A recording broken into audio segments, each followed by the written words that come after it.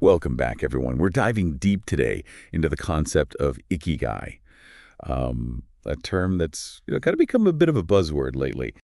And while many associate Ikigai with that Venn diagram you see everywhere, the one that connects passion, mission, and profession, we're going to go a little deeper today. I think that's a good idea. We're going to explore the cultural roots and the true essence of this Japanese philosophy. And I think you'll find it's really interesting to see how the Western um, more achievement-focused interpretation of Ikigai kind of differs from its original meaning, It does. which really centers on finding purpose and joy in those simple everyday moments. Absolutely. So maybe we can start with you giving us like a little breakdown of what Ikigai actually means. Like when you hear that word, what pops into your mind? I think the simplest way to understand Ikigai is through its literal translation, a reason for being. And it's not necessarily about these huge ambitions or massive accomplishments. Hmm. It's about finding a sense of purpose in your daily activities and connections and really savoring those moments. I love that. So it could be as simple as enjoying that first cup of coffee in the morning or finding satisfaction in tending to your garden. I mean, I can definitely relate to both of those. Or maybe it's about nurturing the relationships you have with your family and friends. Those little moments of joy, right? Exactly. It's those small things that can actually bring so much meaning to our lives. So I think we all have those, right? Those things that just make you feel good, make you feel alive. And maybe some of them are a little different than what society tells us should be our purpose. That's true. I think that's where the Venn diagram can sometimes become a little misleading. Right, right. We talked about the Venn diagram a little bit in the intro. Can we unpack that a bit more? I mean, it's a really popular framework, so it clearly has some appeal, right? Well, yeah, it's visually appealing for sure. It kind of simplifies a complex idea into something that's easy to grasp. But the problem is that it can sometimes oversimplify Ikigai to the point of distorting it a bit. So what are we missing when we only focus on that Venn diagram? It can put pressure on people to monetize their passions or seek external validation for their purpose.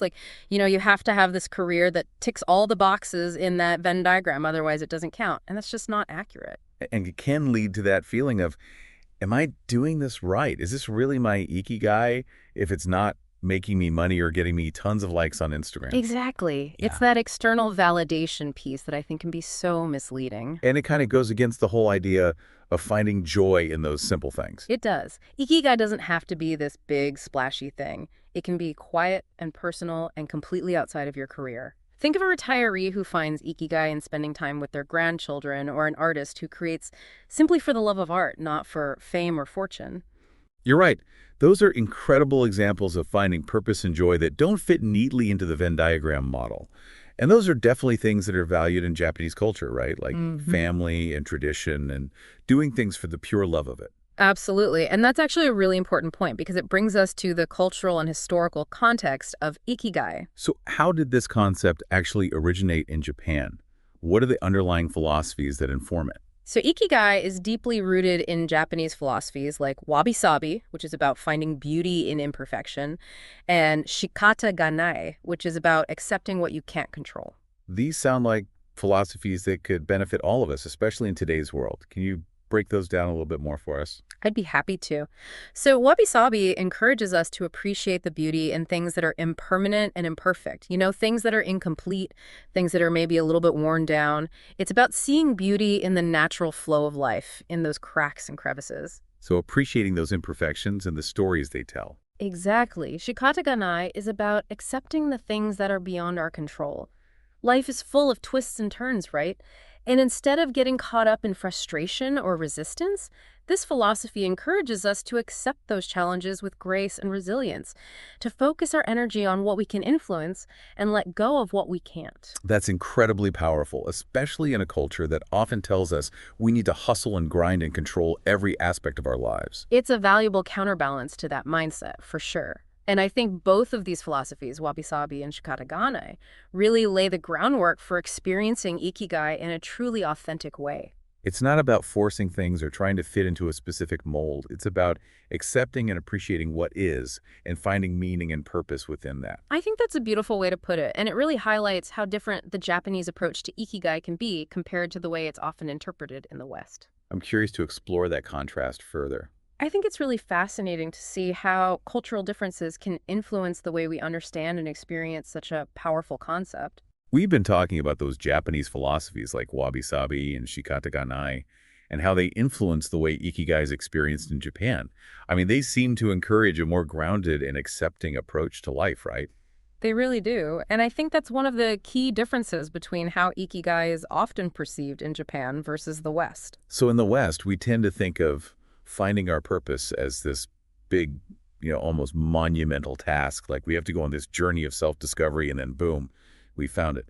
But it sounds like the Japanese perspective is a bit more subtle. I think that's a good way to put it. It's not about this grand pursuit or this aha moment where you suddenly discover your one true purpose. So it's not like climbing a mountain, planting a flag at the top and saying, I've made it, this is my purpose. Not quite. It's more about recognizing and appreciating those moments of purpose and joy that are already present in your everyday life. Okay, so instead of searching for Ikigai, we should be focusing on like living with intention and appreciation, finding fulfillment in the simple things. Exactly. It's about shifting your perspective from a destination-oriented mindset to one that appreciates the journey itself. So recognizing that purpose isn't a fixed point that we reach, but rather something that evolves and unfolds over time. It is. It's about engaging with life fully, finding meaning in your actions, and letting your sense of purpose grow and change as you do. That takes a lot of pressure off, doesn't it? Like we don't have to have everything figured out right now. I think so. It allows you to be more present in each moment and open to the different ways that purpose might reveal itself. Kind of like those hidden gems you stumble upon when you're not even looking for them. I like that analogy. So Ikigai can show up in those unexpected moments, those little joys and connections that we might miss if we're too focused on achieving some big goal. It can. A simple conversation with a loved one, a shared laugh with a friend, even just taking a moment to appreciate the beauty of a sunset. These things can all contribute to a sense of well-being and purpose. You're reminding us that those seemingly small moments are just as valuable as any grand accomplishment. They are. And I think that's a really important part of understanding Ikigai. It's not always about those big, flashy achievements. Sometimes it's about finding the extraordinary within the ordinary. And that reminds me of something we talked about earlier, the idea that Ikigai isn't something you achieve, it's something you experience. It is. It's a way of being in the world, a way of approaching each day with intention and appreciation, finding meaning and fulfillment in the everyday. It's almost like a quiet revolution against that whole find your purpose narrative that's so prevalent in Western culture. It is, in a way. It's about cultivating a sense of purpose that's more grounded, more sustainable, more rooted in our daily lives and our connections with others. And that brings us back to those Japanese philosophies we were discussing. Embracing imperfection, accepting what we can't control, recognizing our interconnectedness. Right. These principles provide a framework for a more fulfilling and purposeful life. And by incorporating them into our daily lives, we can cultivate a sense of peace, resilience, and gratitude, all of which contribute to experiencing Ikigai in a more authentic way. This has been such an insightful exploration of Ikigai. We've really gone beyond those simplified interpretations to uncover a much deeper understanding of this philosophy, its cultural roots, and its emphasis on finding purpose in the everyday. But as we move into the final part of our deep dive, I think it's important to address something we haven't really touched on yet. The challenges of translating these cultural concepts across different worldviews. Absolutely. It's a crucial part of understanding the complexities of cultural exchange and how ideas can be reinterpreted as they travel across borders. So we've explored the cultural and philosophical roots of Ikigai. We've talked about how it encourages us to find purpose and joy in those everyday moments. But now, I think it's time to tackle something that we've kind of been dancing around this whole time, the challenges of translating a concept like this across different worldviews. It's a really important point, and it's something that I think a lot of people don't necessarily consider when they're first introduced to a concept like Ikigai. It's easy to get caught up in the excitement of a new idea, right? It is. But it's important to remember that languages are more than just words.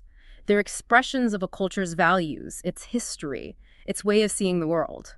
So when we talk about translating a concept like Ikigai, we're not just talking about finding equivalent words in another language. Exactly. We're trying to capture a whole cultural context, which can be so nuanced and layered, and sometimes those nuances get lost in translation. And that can lead to some misunderstandings or misinterpretations of the original idea. It can. We talked about how Ikigai is intertwined with Japanese philosophies like wabi-sabi and shikata. Right. Those concepts emphasize acceptance, resilience, finding beauty in imperfection.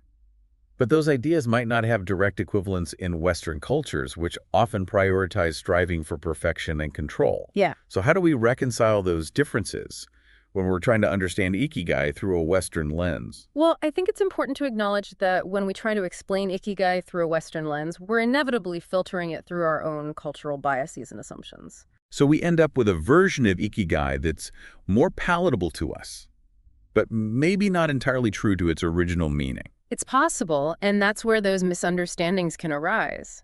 It's like we're trying to fit a square peg into a round hole. We're trying to impose our own cultural values onto a concept that originated in a very different context. So is it even possible to fully translate a concept like Ikigai without losing something in the process?